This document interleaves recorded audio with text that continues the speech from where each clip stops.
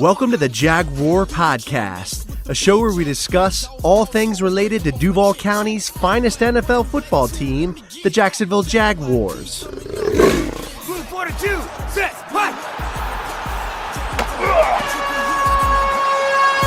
Duval, baby!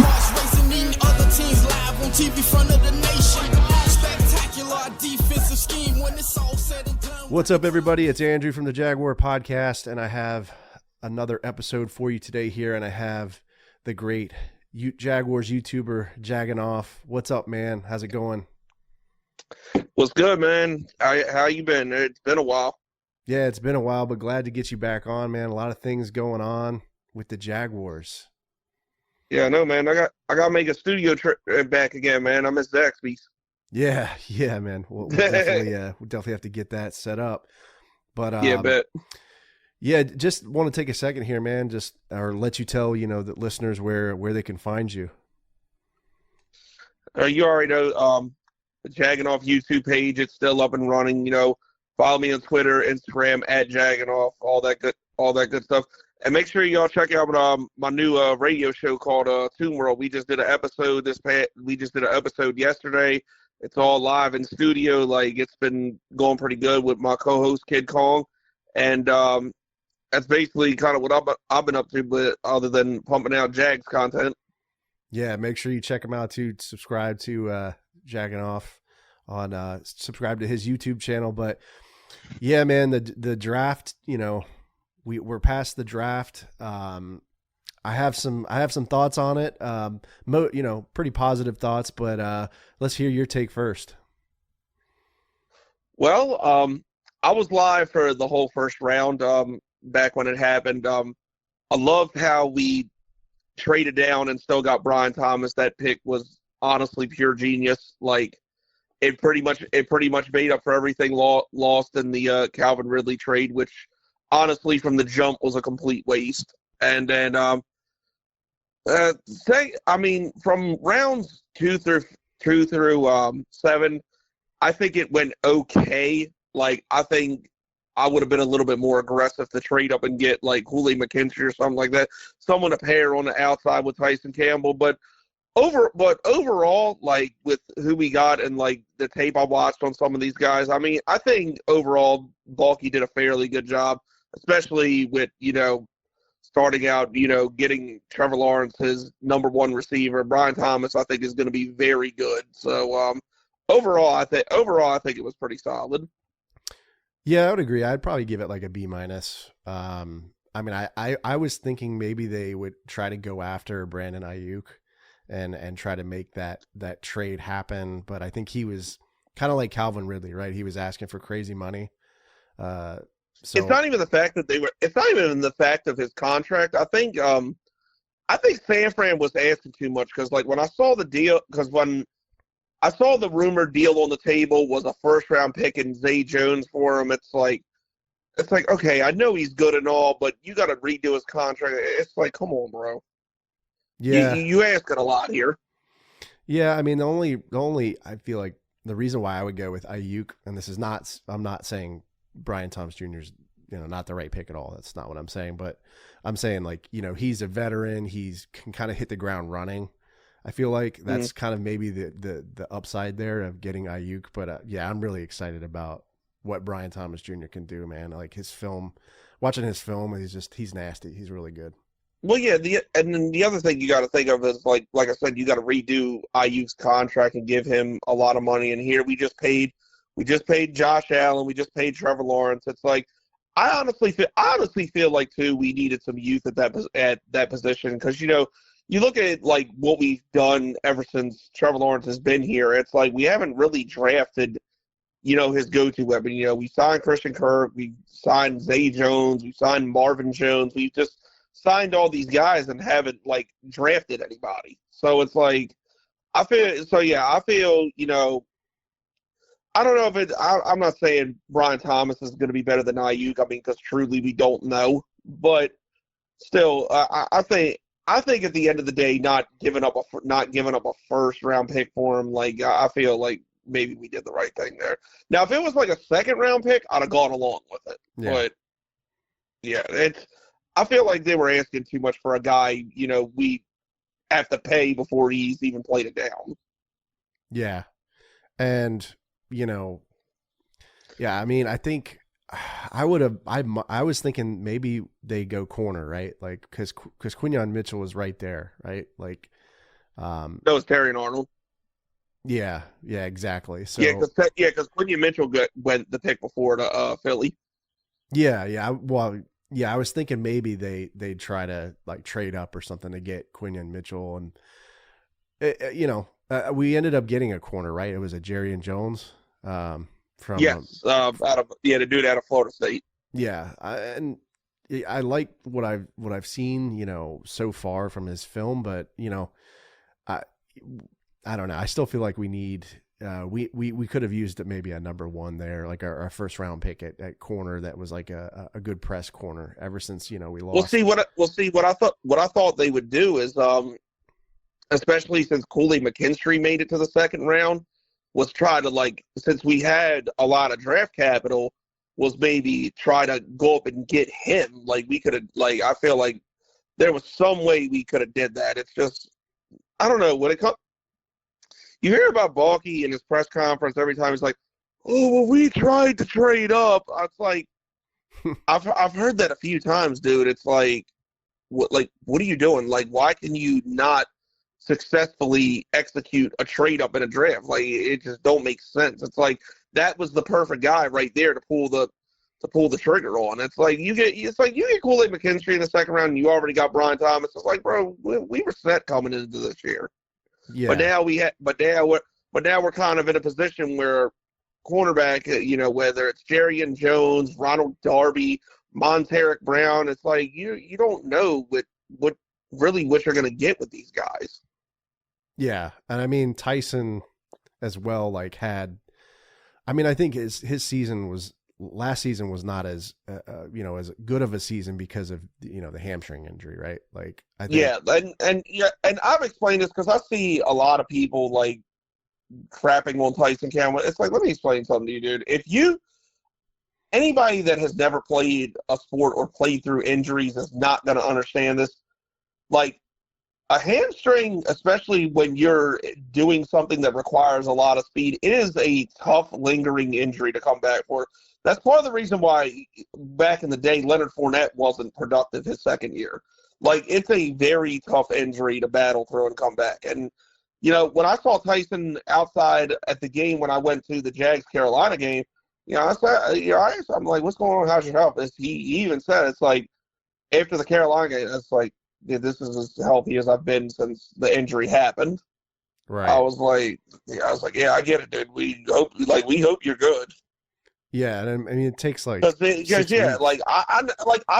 done it before. I've done it myself before. A hamstring is a tough thing to It takes a while to rebound and get your top speed back, and all the cuts you make is a defensive back. It's a tough thing to come back for. But I don't buy into this notion that Tyson Campbell, that was playing damn near like an All-Pro last year, and all of a sudden he forgets how to play football. I don't buy that. Yeah, I don't either. I mean, I think it takes about 6 weeks to recover fully from a hamstring injury, but you could still have stuff. Recovered, right? Yeah, you could still have stuff lingering, right? Like you said, you're just not. You're not as you're not back to 100%. So, yeah, that's what I think. That's what I think the main issue was last year. I think especially since it's a contract year for him, he'll have a bounce back year for sure. Yeah. So hopefully our secondary can lock it down there coming into this 2024 regular season, because man, those first 4 games I don't feel like are very easy. Yeah. But with the secondary, other than that one cornerback, I feel good about everything. I love Antonio Johnson. I think dude's gonna have a breakout year. The Darnell Savage signing to go in the slot was good. And, we got depth in, the slot corner, really, but, it's just that last outside spot. Other than that, I feel good about our entire secondary. Cisco's a monster, too. I feel like if we figure that other cornerback spot out, we should be fine. Yeah, and I also feel like there were some free agents still out there, right? Like Marshawn Lattimore. He was still. I don't know if he got signed recently, but He's not a free agent. He's still with the Saints, but they're trying. But he's been rumored to be traded to us. Yeah, which I would absolutely love. I think Marshawn's still a very good corner. That would be nice if we could get Marshawn Lattimore, but I guess stay tuned for that. Yeah, that'd be real good. The Josh Allen and Trevor Lawrence deal, man. Let's talk about those two deals. Well, actually, there was 3 deals that went down in the offseason now when I think about it, because they re-signed Foye. They extended him. So, right. Yeah, they did a lot. The front office did a lot of good work in the offseason. Yeah. Overall, they've done a pretty good job with that. It's like, I know people are going to complain, like, oh, we could have used the franchise tag on Calvin Ridley. Like, bro, Calvin Ridley is not that good, bro. I'm sorry. I couldn't figure out what was going on, if they were miscues with Trevor. It just seemed like they weren't on the same page for like the first half of the season. The miscue is in key situations. He didn't know how to hold on to the damn ball. That's true. Right? Like if you like, anybody that's ever watched a game with me, people know that like nothing irritates me more than drop passes. And I feel like with him and Zay Jones, it's just like, it was an abundance of it, and it was really just them two, because our offense wasn't near this bad until Christian Kirk went out. Because then, you had him, ETN, and Evan Ingram, like, you could rely on, and it's like, you never know what you're going to get when you're throwing to Ridley or Zay Jones. Yeah. Like, it just sucks. So it's like, I keep telling people, like, the fact that we didn't give Calvin Ridley a franchise tag, like, that was a blessing in disguise. Like, Josh, like, and the fact that, and we still got Josh Allen's deal done, it's like, dude, our offense is going to look so much better with those two, and Jamal Agnew, for that matter, gone. Yeah, I mean, I guess they got Devin Duvernay, right, from Baltimore. So he's a wide receiver and a punt kick return specialist. So, I mean, I think it's a good backfill. But yeah, they did a lot of good work in the offseason. The Josh Allen deal was well deserved and long overdue. And then, absolutely. I mean, he had a breakout year. I think he broke Calais Campbell's record for. I was there when he actually did it, because he did it against the Panthers. That's cool. Yeah, that's awesome. Yeah. So, and I guess he was working with Brackens too. I heard like they were Brackens was kind of coaching him up as well during the season. So that's cool. That's good. Well, that's good to Tony Brackens to do, considering Josh Allen's probably eventually going to have his sack record. Yeah, I think. Because I believe he might be 2 right now on the Jaguars all-time sack leaders. So, and Brackens is number 1, and I forget. I don't have the numbers right in front of me, but I think he needs like less than 20 to get his record. Yeah, you might be right. I'm trying to remember how many sacks Brackens had total. I'd have to look it up, but yeah, that'll be exciting to watch. But yeah, he gets a big contract, I think, well deserved, and it's nice to see somebody, actually be a fixture, and be a long-term player, hopefully in Jacksonville. It's nice to see the front office take care of, one of their own players like that, and I think it sets a good tone in the locker room for guys that have their contract. Yeah, it's great. It's like we're not used to, like, especially since Shad Khan is on the team, we're not used to seeing star players get re-signed, and then here the 2 biggest stars on the team got re-signed. Oh, and by the way, I just looked it up. Tony Brackens says career sacks was 55. Josh Allen's was 45, so he's 10 away. He has a double-digit sack season. He's got it. Yeah. So I think it's definitely possible. So stay tuned for that, but hope he gets there. But we were talking about what were we talking about? Sorry, lost my train of thought there. No, we were just talking about Josh's contract and getting him re-signed, and that the fact that, like, we're actually setting a good precedence of re-signing, our star players. Yeah, and I was worried. What I was really worried about was it going to turn into like a Yannick Ngakoue situation, right? Where like it would get just totally out of control. And I know that Josh is a good guy. I mean, he's a solid, upstanding dude, and he's not gonna. I feel like he wasn't gonna do that, right? Like he was just gonna. Yeah, I think honestly, Tom Coughlin and Dave Caldwell had a lot to do with that.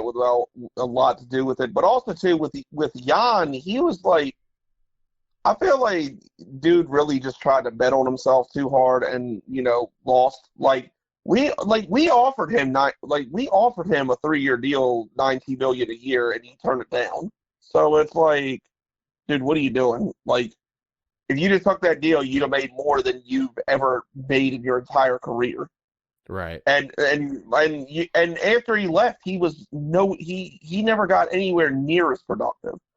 Right. Like he was like the team we traded him to, Minnesota, he was gone like mid-season, and Baltimore didn't even re-sign him. And then I think last season he was with the Bears. Like one season he was with the Colts, and then the other season he was with the Bears, and it just was never the same. And I think he's still a free agent. Yeah, I think he's a good pass rusher. He's good off the edge, but I don't know how good he was against the run. I don't think he was as effective. Yeah, he's kind of a one.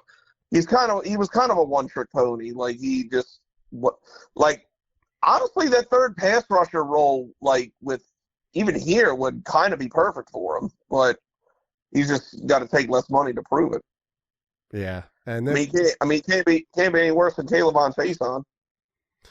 Well, I mean, we have Yasir Abdullah, who I think he didn't really play much last season, which was kind of a head scratcher for me. Yeah, that was irritating. It's like, dude, how much worse can this guy possibly be than Caleb on Faison? It's like we've given this guy 4 years, and he's just done nothing. Like nothing. Like seriously, Yasir Abdullah led the ACC in sacks the year we drafted. It's like, how much worse can he possibly be? And he had a good preseason. Now it was preseason, right? So we have to kind of preface that. But he had I think he had 2 or 3 picks in some of his games. I didn't get that. So he loses a whole year of experience, right? Where he could be out playing and getting reps. And I mean, hopefully somehow he breaks out. Like hopefully somehow they give him a chance and he works out. Yeah, because it's like that's still another question. Like, what are we going to do about a third pass rusher? Yeah, no, you're totally right. I think some of that may have been Mike Caldwell too, right? Like some of the personnel decisions he made. Like, I mean, it just goes back to what you said, right? Like, why was Caleb Von Chason on the field, and not Yasir Abdullah? It just makes zero sense to me. Right. So And at that point, it's like, okay, you see a little bit different in practice, but it's not reflecting in a game. It's like, dude, how much worse can he be? Like, if you look at it from that perspective, like literally, how much worse could he possibly be? Yeah. So, I don't know, man. It was a head scratcher, but yeah, we get Josh Allen. By the way, did you watch my Caleb on Chason tribute video? No, I didn't. I'll have to go check it out. Check it out when you're done. It's some of my finest work. We'll have to go check that out. Right. Trevor Lawrence, man, that deal gets done. Man, a lot of chatter about that. What are your thoughts? Well, I said this last night, and then I said this last night on Toon World, and I said it in a video around when it happened. People ask me, do you just think he deserves to be the highest paid quarterback in the league? No, he doesn't. He doesn't. But I've also said the quarterback market is just out of control right now. It's like you cannot justify paying someone more than Patrick Mahomes to me. Like you just can't. Like, love him or hate him, he's the best quarterback in the league. But now that being said, just going with the way the market is, we're going to look back on this in a few years when a couple other guys get paid, and and we're like, oh wow, we kind of lucked out. But and see what they don't tell you about that contract. You go on a, like, it's real simple to see. Like, if you go on a sports track and look at that, he doesn't have more than $50 million going against the cap until 2028. Like, the first couple years, he makes like 15, then 17, then I think like 20 something, and then I think 45. So he doesn't even see $50 million until the 2028 season. And the way it's structured, that pretty much means, you know, they can restructure so, you know, he still gets his money and gets less against the cap. Like Trevor even said in his press conference, like he wanted to do something where you could still build a team around him for him to succeed. And that's really what it is. Because like if he any kind of money that, you know, Shad Khan gives Trev off the cap, it's like dude, whatever, Shad Khan's a billionaire, he's fine. But like what they don't tell you, but yeah, like what they don't tell you about that deal is just it's considering what some quarterbacks are playing and what their cap hit is, it's a very good team friendly deal. So yeah, Trev will be fine. Trev's going to definitely have a bounce back year. Like I said earlier, he's probably got the best offense he's had since he's been here. So yeah, I'm happy we got it done. Yeah, me too. And I think it's less drama during the regular season, you know, where they're talking about it and he's thinking about it. And he starts, you know, balling out. And then, of course, you know, if he starts balling out and you don't have a deal done, then, of course, he's going to ask for more, right? Like, I mean, that's just the way that it works. That was exactly my point with this. It's like, okay, for the people saying, like, hey, let him go prove he deserves it. Okay, let's say he goes and, you know, takes the Jags on like a deep run in the playoffs, or possibly wins the Super Bowl, or possibly like has a huge year. It's like he's got all, like at that point he's got all the leverage in the world to ask for $60 million. Yeah, at least. Yeah, I mean, and you also have Dak, his deal, you know, coming up, and Tua. So I mean, Dak, Tua, Jordan Love, like yeah. There's like it's a lot of guys that like might get more than $55 million, and then you know. Here you are with him, and he has this great year, and he has all this leverage. Like, so, it was good to get it done now. Yeah, yep, and you know, like you said, you can restructure it, and then you can also like the cap. Some of those cap hits don't happen till later on, right, in the deal, or you were saying that's the main thing you got to look at, because it's like. What he gets is like bonuses and all of the cap. It's like, dude, who cares? It's not my money. So it's like, just look, like all you need to be concerned about really is what the cap does for the team. And really the way this is structured, like that's one thing I will say for Balky. He does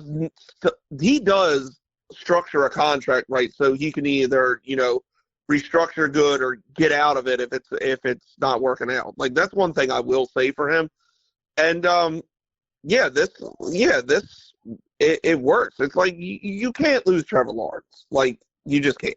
Yeah, and my only concern with the contract, I mean, like, and God forbid it, like maybe it turns into like one of the Nick Foles situation, right, where he gets hurt, or like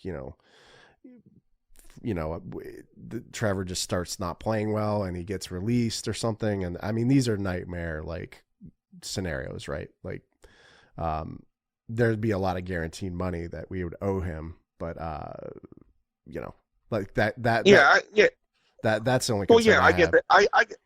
I get that, but that's like a concern with like any contract. It's like you're damned if you do and you're damned if you don't.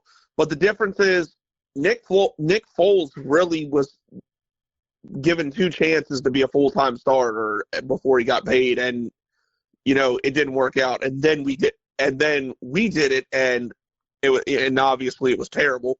But luckily, other than the second year where we owed like $30 million, that's the same year we ended up just tanking for Trevor Lawrence. So it really only hurt us that year. So like in a sense, we were able to get out of it with minimal damage. So it kind of worked out. Like I don't have that fear for Trevor Lawrence. Obviously, he's a way more talented quarterback than Nick Foles. Like I think like and Trevor seems like the type of guy where like money's not going to change him. So I think so. Yeah, I think regardless he'll be fine. Yeah, I wish they, going back to when we were talking about the draft, I wish they had put some more interior pieces around Trevor, right? Like, you have, they did get Mitch Morse, right, from Buffalo in free agency. Yeah. I think he's going to be the starter. They did Yeah, because Luke resign. Fortner's horrible. Yeah, and then you have Tyler Shatley, right, who's a good depth piece there. But I wish they had gone for that guy from Kansas State. I think it was Cooper Beebe. I think he was a interior guard. He was available. I think. And I was I think another guard, at least for a backup plan if Ezra Cleveland or Brandon Sheriff don't work. Well, Brandon Sheriff, I think he restructured. I think this is probably his last year here. Yeah. But the big thing was Fortner. Fortner was a complete liability. And honestly, if you go and look at a lot of the film, dude, he made the guards look worse than what they were because they're having to help out with it because they were having to help out with his assignment because he couldn't block to save his life. So I don't know what happened with him, man. Like he totally regressed the second year. Like he had a good rookie year. That was 2022 when they made the run to the playoffs, and then I don't know what happened the second year. Yeah, I don't either. Like I don't get it. I don't understand. Like like you said, his rookie season he was at least decent, but this year he was just he was just trash. And now here it is, a wasted third round pick, and we got so we had to go out there and get Mitch Morse. But I think him, Ezra Cleveland, a full year in the offense, and Brandon Sheriff, I think there's nowhere for the offensive line really to go but up from here. Yeah, and then I think they have some good veteran leadership there, in the interior with Cleveland and Morse and Sheriff. It's just, can Sheriff stay healthy? That's the big thing because he's right. He's getting up there in age. So what do you think about the left tackle spot? I mean, Cam Robinson, obviously he's under contract, but then you have Walker Little there. He's kind of an insurance policy, right? He's been good, but he can play both sides. So how do you see that? How do you see that playing out? Honestly, I don't think either one will be back next year. Really? The fact that Cam Robinson hasn't that. I mean, it's weird that he's still here and they're going to play him under a $17 million cap hit. But if he was in the plans, I figured, that would have got restructured and he would have re-signed. And Walker Little, I'm just not a fan of. And I think there's other people that need to get paid before him. So it's just I think next year, with either free agency or the draft, especially the first round pick, the Jags are going to look one of two places: tackle or corner. So I think Cam will have a decent year and get if he stays on the field like he usually does. And I just don't know what to do with Walker. I feel like the fact that Cam's still here tells me that they have no confidence whatsoever in Walker Little, which at this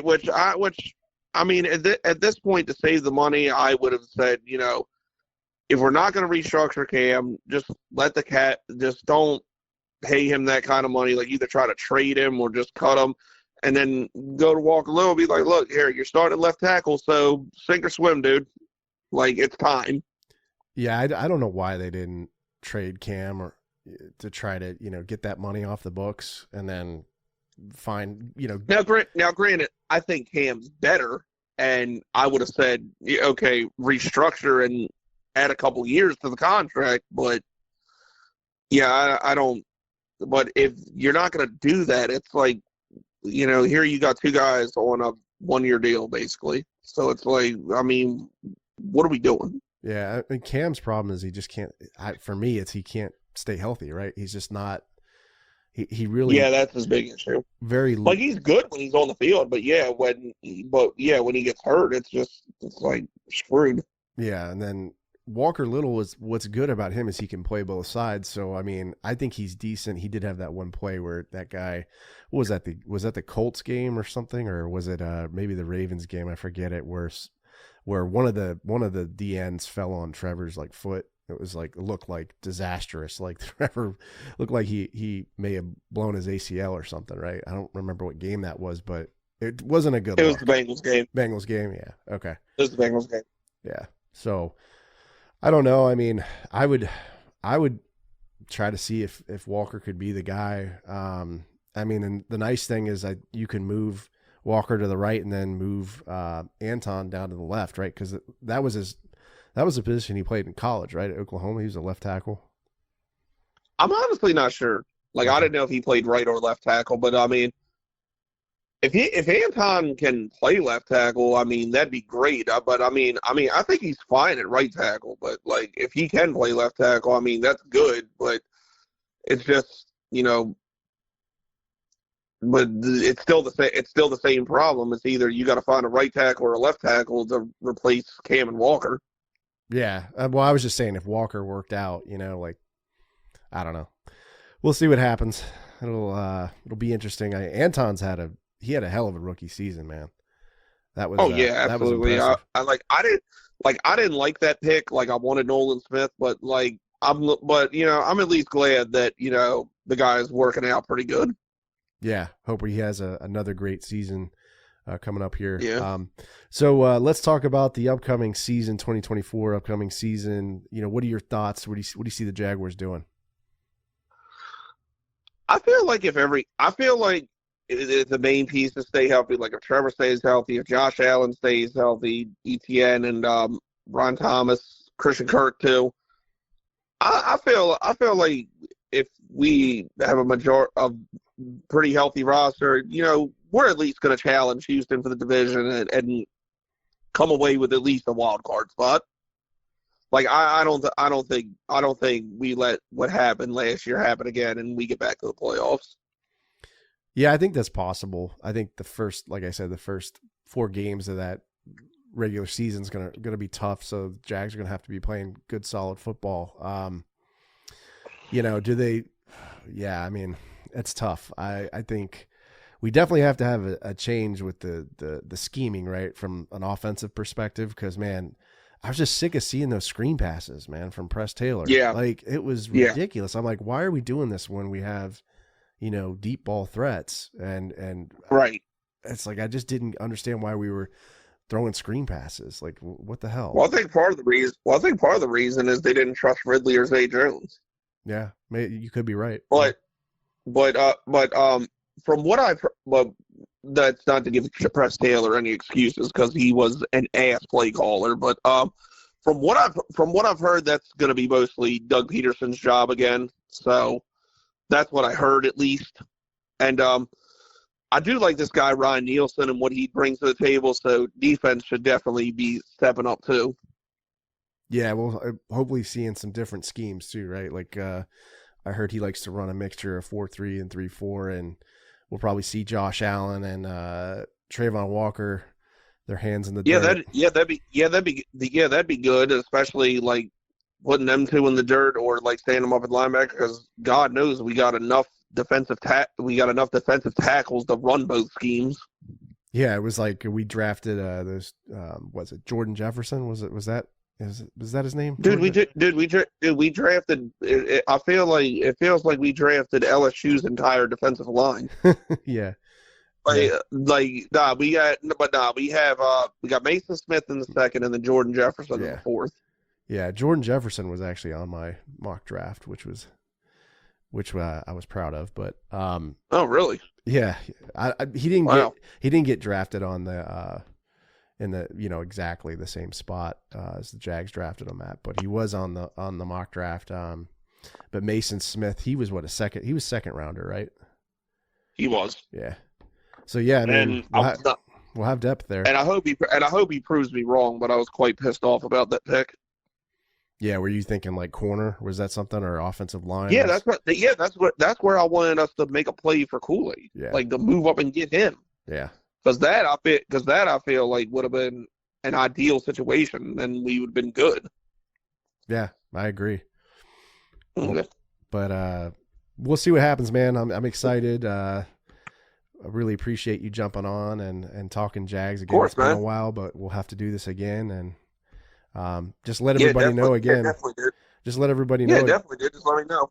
Yeah, definitely. We'll do. Just let everybody know again where they can find you, man. Once again, just YouTube Jaginoff, Instagram, Facebook, or not Facebook, Instagram, Twitter.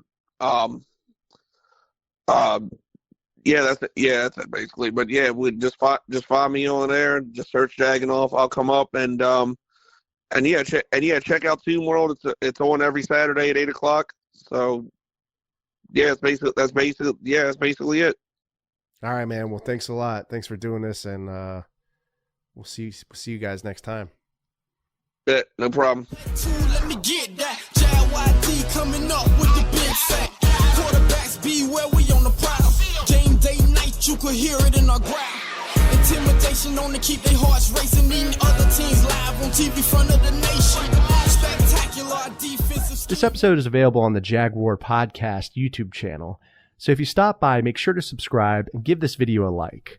Also, these episodes are available on iTunes, Podbean, Spotify, SoundCloud, Stitcher, and other major podcast distributors as well.